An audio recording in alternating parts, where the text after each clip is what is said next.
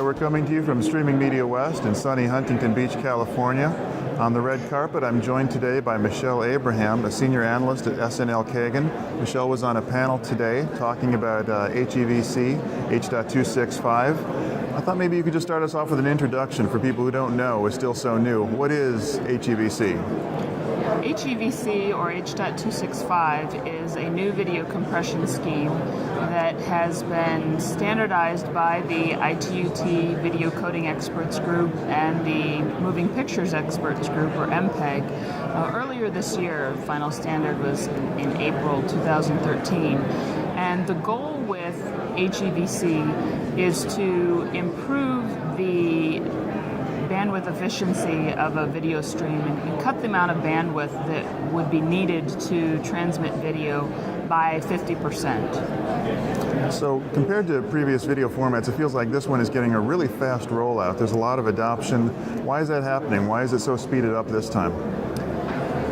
Part of it is because in today's video infrastructure, there's a lot more software being used rather than hardware. So unlike with H.264, where there needed to be the hardware introduced that could handle the H.264 video encoding, with the power of Moore's Law and more powerful processors, HEVC is able to be encoded in software. So of course, using software, there's not as much, you don't have to wait for the hardware, and the software can be done upgradable kind of on the fly. Nice. Where will HEVC have the greatest impact? There's several markets where HEVC will be important. Certainly in mobile video distribution, because you've got bandwidth limited cellular networks. So we're talking about the new LTE broadcast standard and being able to broadcast over mobile, but any mobile, distribution over wireless.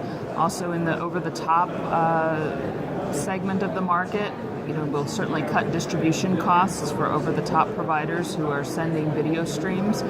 And then there's, of course, a lot of discussion over 4K and being able to offer and distribute to the home or to other devices a resolution as high as 4K really needs the bandwidth compression of HEVC. Is streaming 4K going to be a reality, and what's the timeline on that? I believe streaming 4K will be a reality. Netflix has said that they plan to offer it in 2014. Movie content is already filmed, produced in 4K, so there's not much of a transition there. So it's a matter of having enough bandwidth to the home to be able to stream that. When it comes to producing live 4K, that's a different matter. And is streaming 4K going to rely on HEVC, or are there other things that can handle it to make it a manageable stream?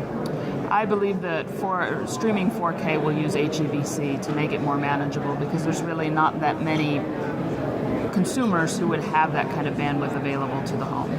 And so with HEVC, what does that become? What sort of bandwidth does a household need to be able to receive it? What I've been hearing from some of the vendors is that 4K HEV stream need around 15 megabits per second, at least as it is today. Now they're going to keep optimizing that encoding technology, so that is expected to come down in the future. Well, that sounds pretty doable. So HEVC isn't quite here yet. What barriers are we seeing for adoption? The only thing, the biggest barrier, and it's not really much of a barrier, but right now the licensing terms haven't been decided, so there's some kind of holding out, just wanting to be safe to make sure that the licensing terms are something that they're agreed upon, particularly when it comes to decoding, because of course you have many more devices on the decode side than you would on the encode side. But I expect that there will be licensing terms becoming available next year, and that it will move forward. Well, Michelle, thank you very much for joining me. This is Troy Dreyer coming to you from the red carpet at Streaming Media West.